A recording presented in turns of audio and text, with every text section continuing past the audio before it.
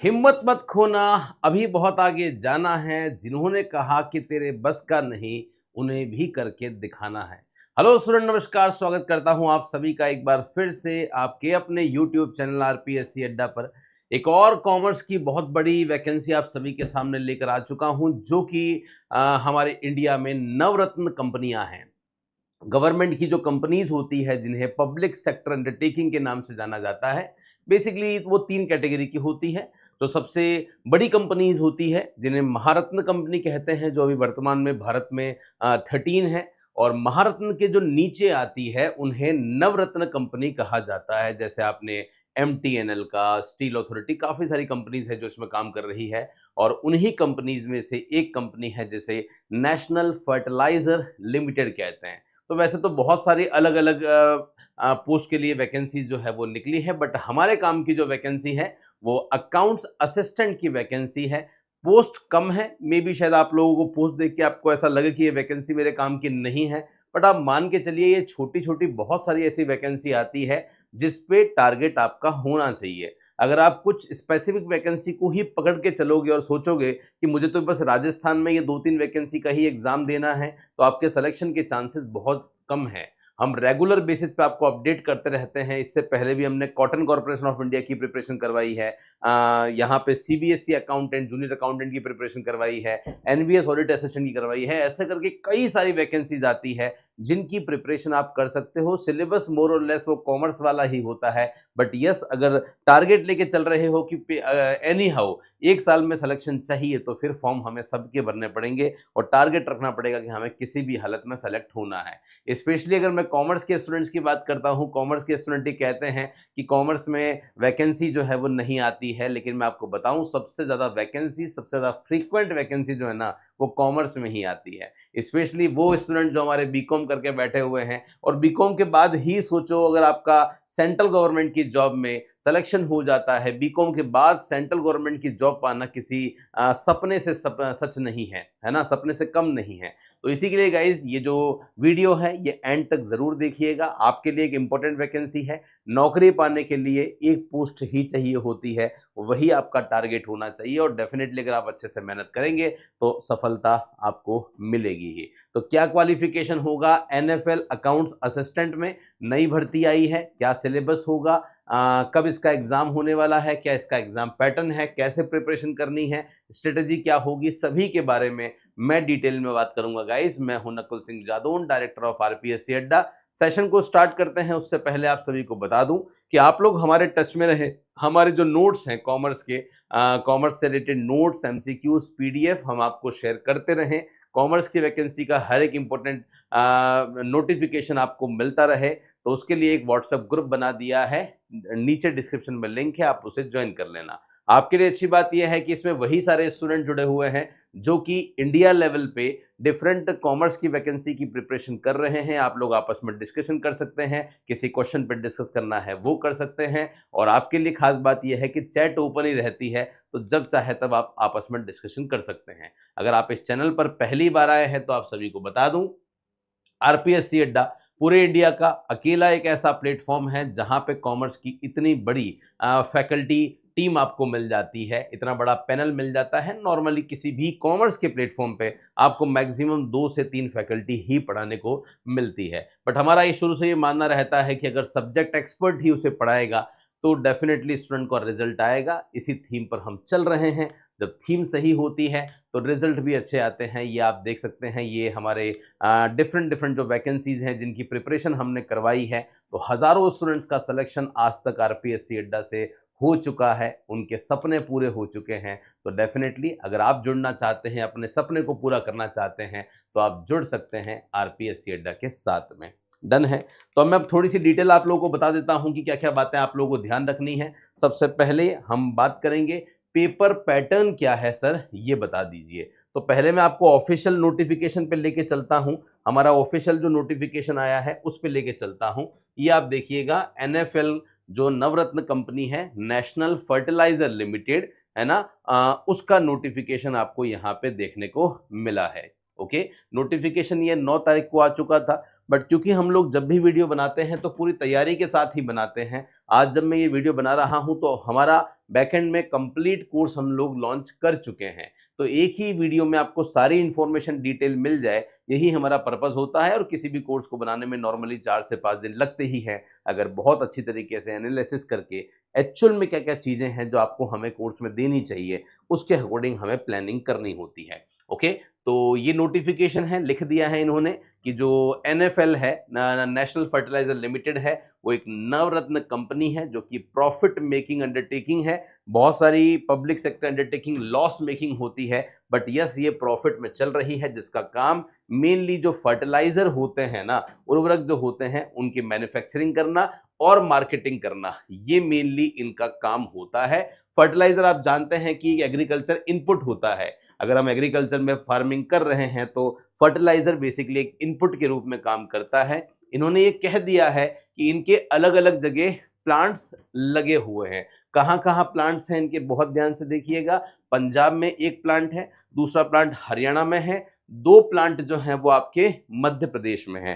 तो मुझे लगता है कहीं ना कहीं जब आप जॉब करेंगे तो आपकी पोस्टिंग जो है ना, वो इन्हीं प्लांट्स में से कहीं ना कहीं आने की पॉसिबिलिटी ज़्यादा बन जाती है ना। तो यहाँ इन्होंने आपके जैसे एनर्जेटिक, यंग और क्वालिफाइड जो इंडियन नेशनल हैं, उनसे ऑनलाइन एप्लीकेशन आवेदन आमंत्रित किए हैं, है ना। तो आपको इनवाइट किया है। जैसा मैं आपको बता रहा हूं कि अलग अलग यूनिट के लिए अलग अलग पोस्ट है, तो जैसे इन्होंने पहली ही पोस्ट बताई है नांगल वाली, नांगल का मतलब होता है पंजाब वाली, तो पंजाब वाले के लिए आप देख सकते हैं ये इन्होंने अलग अलग पोस्ट के लिए ऑनलाइन आवेदन इनवाइट किए हैं। इसमें जूनियर इंजीनियर है ना, इनका पे स्केल भी आपको दे रखा है, नंबर ऑफ पोस्ट भी दे रखी है, स्टोर असिस्टेंट है, लोको अटेंडेंट असिस्टेंट है, नर्स चाहिए, फार्मासिस्ट चाहिए, अटेंडेंट ग्रेड चाहिए, ओटीटी टेक्नीशियन चाहिए।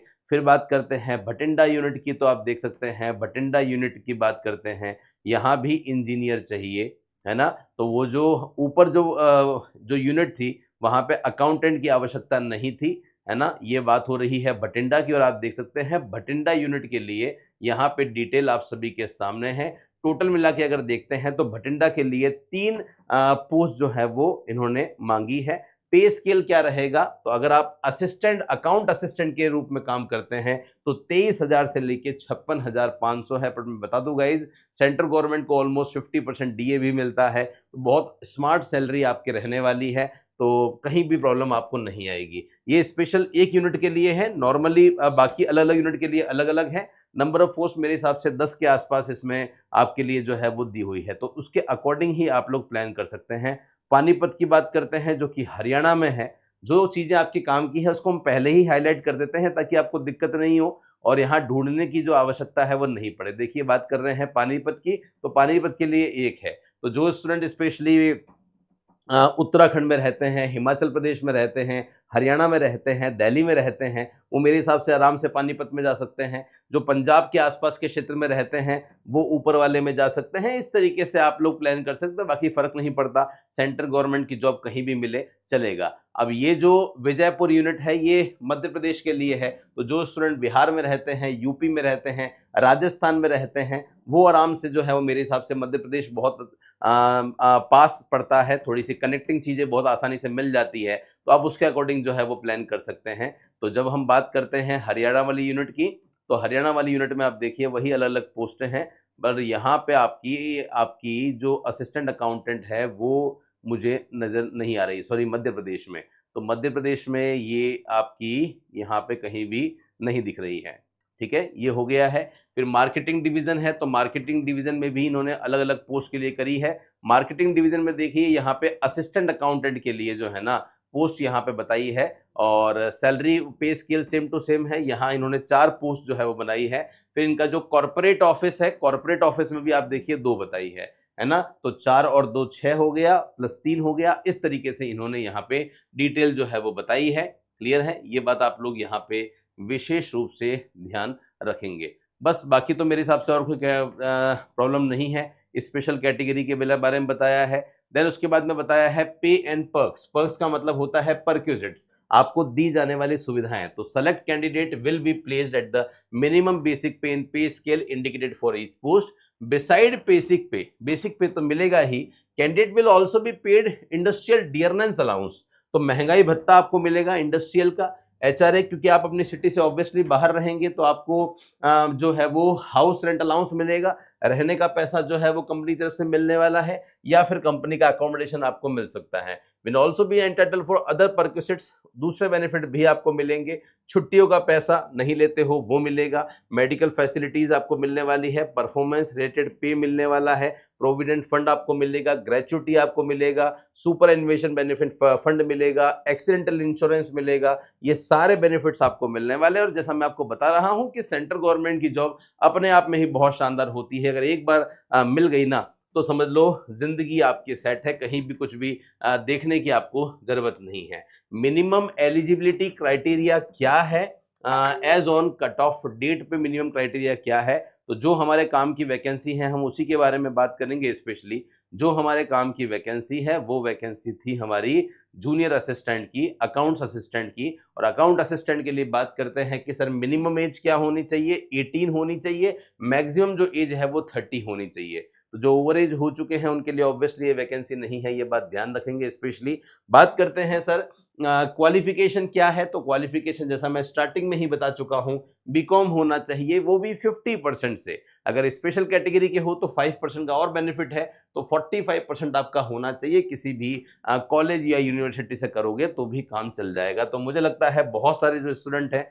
जो हमारे इंडिया से हैं, जो मेरे हिसाब से आराम से आप यहाँ पे अप्लाई कर सकते हैं। अभी जो मैंने आपको बताया कि 18 आपकी एज होनी चाहिए मिनिमम, मैक्सिमम एज 30 होनी चाहिए, ये काउंटिंग किस डेट पे होगी ये भी बात है। और बीकॉम सर चल रही हो तो बीकॉम चल रही है, या फिर बीकॉम अभी हम नहीं है, अभी हम सेकंड ईयर में हैं, तो कब आपके पास में बीकॉम होनी चाहिए, मिनिमम क्वालिफिकेशन की डेट क्या है, इन्होंने साफ यहाँ क्लियर कर दिया है कि cut off date for determining eligibility criteria in respect of age या मिनिमम क्वालिफिकेशन शैल बी 39/2024। तो इस डेट को आपके पास बीकॉम की डिग्री होनी चाहिए, और इस डेट को आपकी जो एज है वो 18 से ज्यादा और 30 से कम होनी चाहिए। ये बात आप यहाँ पे ध्यान रखेंगे।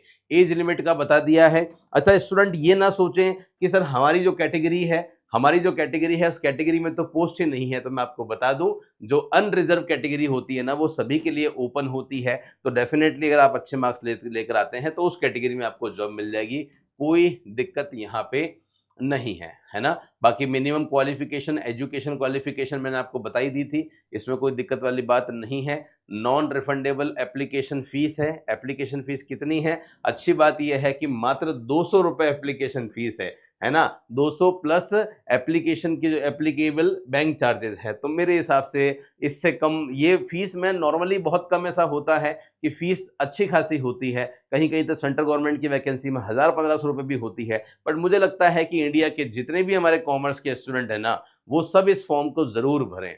मैं कहता हूं कुछ नहीं होगा ना तो अनुभव जरूर होगा, और अनुभव ही सबसे बड़ा है, एक्सपीरियंस सबसे बड़ा है। एग्जामिनेशन हॉल में जाओगे, वहां एक्सपीरियंस करोगे, क्या लेवल है, कैसे क्वेश्चन अटेम्प्ट करते हैं, वो जो एक फियर होता है, एग्जाम फियर, वो उसको कैसे फेस कर रहे हो, बहुत सारी बातें हैं। तो एक अनुभव सबसे बड़ी चीज है जो आपको मिल रही है मात्र 200 रुपये में। सेंटर ऑब्वियसली कहीं बाहर आ सकता है, तो वो तो ऑब्वियसली आना ही है ना। प्रोसीजर जो है वो क्या रहेगा, तो वही आपको अप्लाई करना है ना। अप्लाई करना है आपको, और ऑनलाइन फॉर्म की जो डेट है वो कब से स्टार्ट हो रही है, तो 9 से ही स्टार्ट हो चुकी थी और 8 नवंबर तक ये चलने वाली है। बट बहुत बार हमने देखा है कि स्टूडेंट फॉर्म नहीं भरते हैं, एंड टाइम तक वेट करते हैं, फिर एंड टाइम पे कुछ काम आ जाता है, फॉर्म मिस हो जाता है, फिर मैसेज आते हैं कि सर फॉर्म फिर से रीओपन होंगे क्या। तो एक बार अच्छी तरीके से शांति से सोच लो कि फॉर्म भरना है कि नहीं भरना है। भरना है तो कैसे तैयारी करनी है, क्या करना है, उसके बारे में प्लानिंग कर लो, और 2-3 दिन में जैसे ही आप मेंटली पूरे तैयार हो जाओ, इसका फॉर्म आप जरूर भर देना, और टाइम से ही भर देना। ओके, वेबसाइट पे जाना है आपको, नेशनल www.nationalfertilizer.com पे जाना है, वहाँ करियर में जाना है, वहाँ रिक्रूटमेंट इन NFL में जाना है, वहाँ recruitment of non executive in NFL में जाना है, वहां जाके आपको सारी डिटेल मिल जाएगी। देखो कितना बढ़िया नोटिफिकेशन इन्होंने दिया है, सब कुछ बताया है। स्टेप 1 क्या होगी, सबसे पहले आपको रजिस्ट्रेशन करवाना है। स्टेप नंबर 2 क्या होगी, फिल्म कैंडिडेट डिटेल, आपको अपनी जो डिटेल है वो सारी की सारी यहाँ पे डालनी होगी। आपको जो है वो पर्सनल डिटेल सारी की सारी आप डालेंगे, एजुकेशन डिटेल डालेंगे, एक्सपीरियंस जो है कुछ होगा वो डालेंगे। उसके बाद में आपके पास में फोटोग्राफ, सिग्नेचर, ये जो डॉक्यूमेंट्स हैं ये आपको अपलोड जो है वो करने हैं। डॉक्यूमेंट्स कौन कौन से अपलोड करने हैं इन्होंने साफ साफ बता दिया है। 10th की मार्कशीट होनी चाहिए, डिग्री की मार्कशीट भी चाहिए, डिग्री का सर्टिफिकेट भी चाहिए, ये बात ध्यान रखना। उसके बाद में पास्ट एम्प्लॉयमेंट का कोई प्रूफ है तो वो लगाना है, कहीं और काम कर रहे हो तो उसका ज्वाइनिंग लेटर आपको जो है वो लगाना है। किसी स्पेसिफिक कास्ट से हो, ST SC से हो, EWS से हो या फिजिकल हैंडीकैप हो तो उसका फॉर्म आपको जो है वो लगाना है ना। तो ये सारी चीज़ें जो हैं वो आप लोगों को यहाँ पे लगानी है। उसके बाद में प्रीव्यू एंड सबमिशन करना है, फिर उसके बाद में पेमेंट आपको करना है और पेमेंट आपका हो जाएगा, कहीं भी कोई दिक्कत नहीं आएगी। बात करते हैं सर NFL का जो एग्ज़ाम हुआ है इसमें सिलेक्शन प्रोसीजर क्या रहेगा। एग्ज़ाम हमारा ऑफलाइन होगा, ऑनलाइन होगा, तो भैया आपको एग्ज़ाम किसी ऑफलाइन सेंटर पे जाके देना है, लेकिन जो एग्ज़ाम होगा आपका वो OMR बेस एग्जामिनेशन होने वाला है। तो ऑफलाइन OMR बेस एग्ज़ाम आपका जो है वो होने वाला है, ये बात आप लोग यहाँ पे मुख्य रूप से ध्यान रखेंगे। तो OMR आपको फिल करनी होगी, CBT का एग्ज़ाम नहीं है, कंप्यूटर बेस्ड एग्जाम नहीं है जहां पे आपको ऑप्शन कंप्यूटर में क्लिक करने पड़ते हैं। पूरा की पूरा जो मोड है इसका वो ऑफलाइन ही रहने वाला है, ध्यान रखना। उसके बाद बात करते हैं the tentative centre for offline OMR, कहाँ कहाँ पे आपका सेंटर आ सकता है। ये भी बहुत अच्छी बात यहाँ पे इन्होंने स्टार्टिंग में ही दे दी है। तो रांची झारखंड है, लखनऊ है, चंडीगढ़ है, रायपुर है, दिल्ली है, नोएडा है, बेंगलुरु है, भोपाल, अहमदाबाद, हैदराबाद, चेन्नई, कोची, राजस्थान वाले देख सकते हैं जयपुर है, मुंबई है, गुवाहाटी, कोलकाता, जम्मू, भुवनेश्वर, अमरावती, विजयवाड़ा, पटना, ग्वालियर, इन सब जगह पे आपका जो सेंटर है वो आ सकता है, ये बात आप ध्यान रखिएगा। बात करते हैं एग्जाम पैटर्न क्या रहेगा, तो इसके बारे में वैसे मैंने आप लोगों को बताया था कि अगर बात एग्जाम पेपर के पैटर्न की आती है तो सर पैटर्न क्या रहेगा, आपको टोटल जो टाइम मिलेगा वो 2 घंटे का मिलेगा, ध्यान रखना। अब 2 घंटे में क्या होगा, 2 पार्ट आपके होंगे। 2 घंटे का मतलब होता है 120 मिनट। 120 मिनट में जो प्रश्न करने होंगे वो 150 क्वेश्चन करने होंगे। 150 क्वेश्चन में 100 क्वेश्चन जो आपके रहेंगे वो कॉमर्स के रहने वाले हैं। कॉमर्स के जो जितने भी डिफरेंट सब्जेक्ट होते हैं उनके आएंगे। और 50 क्वेश्चन जो हैं, 50 जो हैं उसमें आपका इंग्लिश रहेगा, रीजनिंग रहेगा, जनरल अवेयरनेस रहेगा। तो ये जो इंग्लिश है, रीजनिंग है, इनकी क्लासेस हम आपको देंगे, पर वो क्लासेस कॉम्प्लीमेंट्री रहेगी, ये बात यहाँ पे ध्यान रखना। इसके लिए हम कोई चार्ज नहीं ले रहे हैं ताकि कहीं आपको और भटकने की आवश्यकता नहीं पड़े, हमारी तरफ से ये कंटेंट आपको मिल जाएगा। ओके, और एक क्वेश्चन 1 मार्क का रहेगा, ये भी आप ध्यान रखेंगे। तो थोड़ी सी क्वेश्चंस में एक्यूरेसी जो है वो रखनी पड़ेगी। जो बात मैंने कही है वही बात आपको यहाँ पे दिख भी रही होगी कि जो टेस्ट होगा वो 2 पार्ट में होने वाला है, discipline related and aptitude related. तो डिसिप्लिन रिलेटेड का मतलब होता है कि कॉमर्स के क्वेश्चंस आएंगे, और दूसरा एप्टीट्यूड रिलेटेड टेस्ट आपका होने वाला है। जो पेपर है वो हिंदी इंग्लिश दोनों में ही मिलेगा। 2 घंटे मतलब 120 मिनट आपको मिलेंगे। 150 आपके पास में क्या होंगे, क्वेश्चंस होंगे। एक क्वेश्चन 1 नंबर का होगा, ये भी इन्होंने बता दिया है। उसके बाद में जो 100 क्वेश्चंस हैं वो आपके बेसिकली सब्जेक्ट पार्ट के रहेंगे, ये भी आप यहाँ पे ध्यान रखना। Would be from mix of course curriculum of qualifying course, मतलब बीकॉम के, and minimum education qualification 50 question from general English, quantitative aptitude, reasoning है, और जनरल नॉलेज अवेयरनेस है, मतलब आपको इंडिया का करंट अफेयर्स भी पढ़ना होगा। ये बात विशेष रूप से ध्यान रखना। और negative marking, there will be no negative marking for wrong answer, ये बहुत अच्छी बात है। एक भी नेगेटिव मार्किंग नहीं होगी, तो वहां पे आराम से आप लोग जो है वो कर सकते हो। Examination level of the domain subject will be of minimum prescribed education qualification, मतलब एग्जाम का लेवल क्या रहेगा, तो ग्रेजुएशन, तो बीकॉम का ही लेवल आपका रहने वाला है। तो अगर आप कहीं और से कोचिंग नहीं लेना चाहते, सेल्फ ही करना चाहते हो, हालांकि टाइम कम होगा, फिर भी करने की इच्छा है, तो जो ग्रेजुएशन की बुक्स है ना वो बहुत अच्छी तरीके से देख लो। Financial accounting, corporate accounting, management accounting है ना, इनकम टैक्स हो गया, GST हो गया, लॉ हो गया, ये यहाँ पे ज़्यादा पूछा जाता है। स्पेशली अगर मैं बात करूँ तो एडमिट कार्ड कहाँ पे आएंगे, तो वही सारी डिटेल एडमिट कार्ड के बारे में आपको दे रखी है। फिर बात करते हैं कि सर इसमें फाइनल सिलेक्शन जो है वो कब होने वाला है। लिखा हुआ है these being group C non executive level post there will be no interview.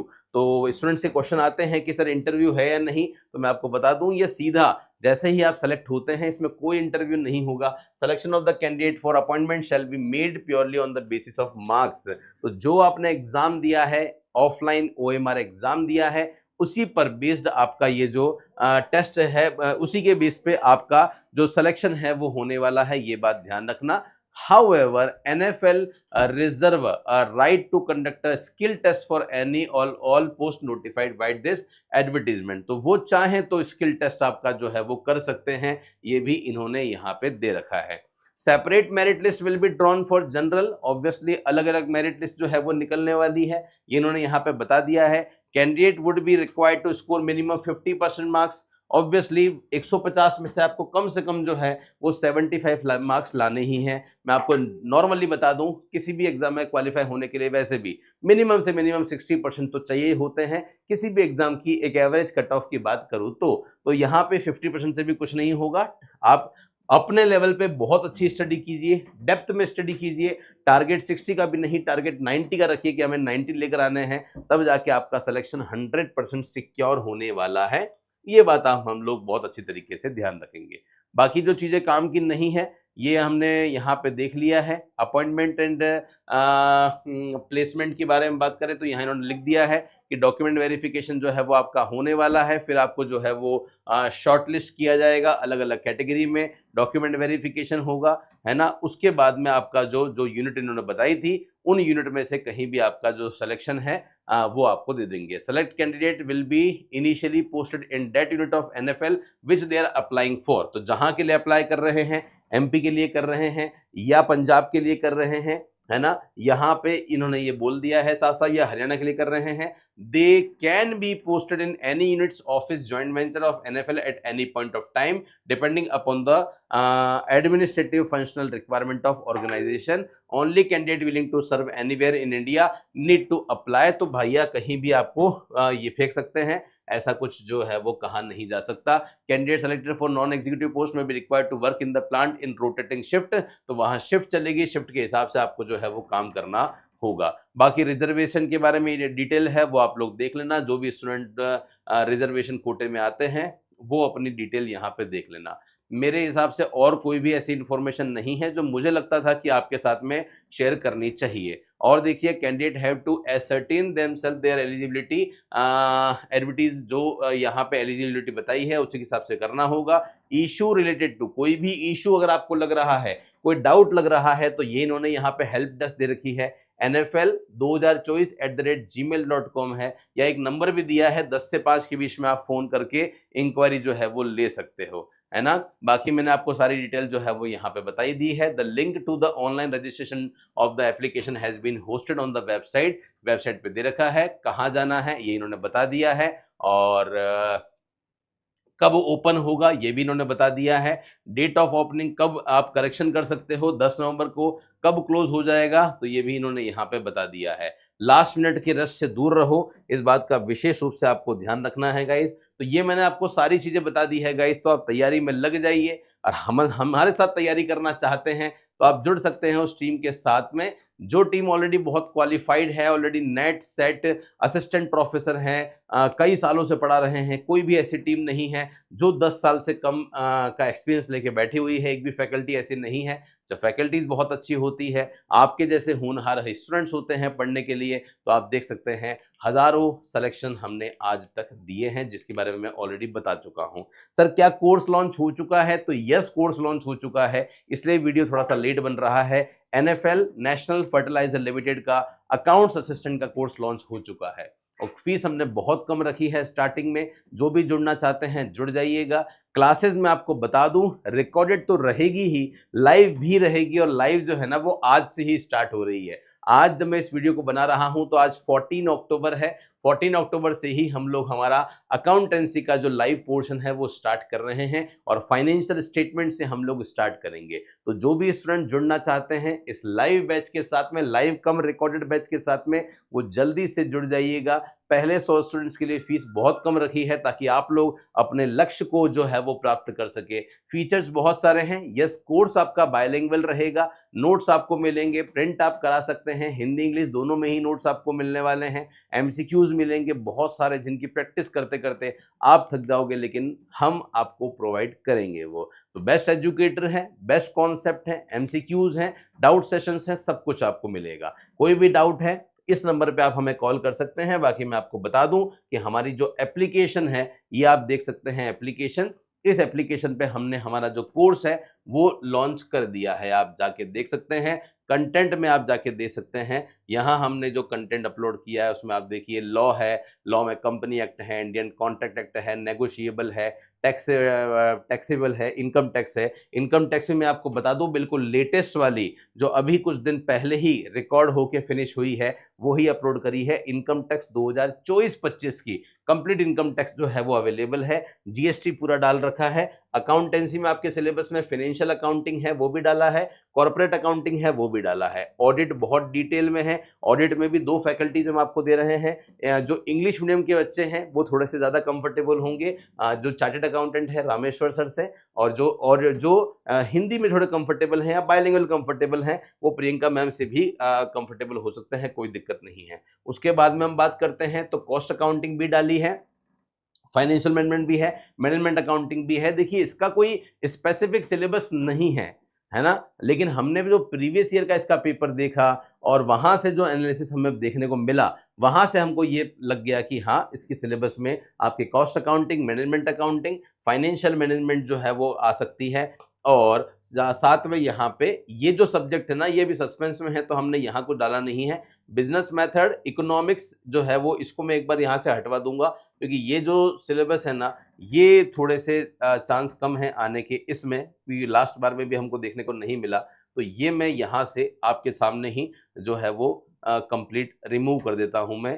तो ये हमारा हो गया है रिमूव, और सेम इकोनॉमिक्स जो है इसे भी मैं यहाँ से कर देता हूँ रिमूव। तो ये रिमूव हो गया है आपके सामने ताकि आपके एकदम परफेक्ट आपके सिलेबस के हिसाब से ये कोर्स जो है वो हमने यहाँ लॉन्च कर दिया है। तो जो भी स्टूडेंट जुड़ना चाहते हैं, कोई भी डाउट है, समस्या है, तो इस नंबर पे आप हमें कॉल कर दीजिए। आपकी प्रैक्टिस लगातार चलती रहे, आप कोर्स परचेस करें या नहीं करें लेकिन प्रिपरेशन स्टार्ट कर दें, फॉर्म जरूर भरें, है ना। बाकी हमारे टेलीग्राम चैनल पे हम लोग रेगुलर बेसिस पे क्वेश्चंस डालते रहते हैं ताकि आपकी प्रैक्टिस जो है वो लगातार चलती रहे। तो डेफिनेटली कर दीजिएगा। बाकी इस एग्जाम के लिए बहुत सारे वीडियोस हम लोग लेकर आएंगे आपके लिए, बहुत सारे एमसीक्यू सेशंस लाएंगे आपके लिए ताकि आपकी तैयारी लगातार चलती रहे। तो थैंक यू सो मच आप सभी का मेरे साथ बने रहने के लिए। चैनल को सब्सक्राइब जरूर कर लेना ताकि एक भी इंपॉर्टेंट वीडियो आपसे मिस ना हो। थैंक यू सो मच आप सभी का मेरे साथ में सेशन में जुड़े रहने के लिए। मिलूंगा फिर से कुछ ऐसे ही इंपॉर्टेंट वीडियो के साथ इसी चैनल पर। Stay tune. Thank you so much. धन्यवाद। जय हिंद। वंदे मातरम।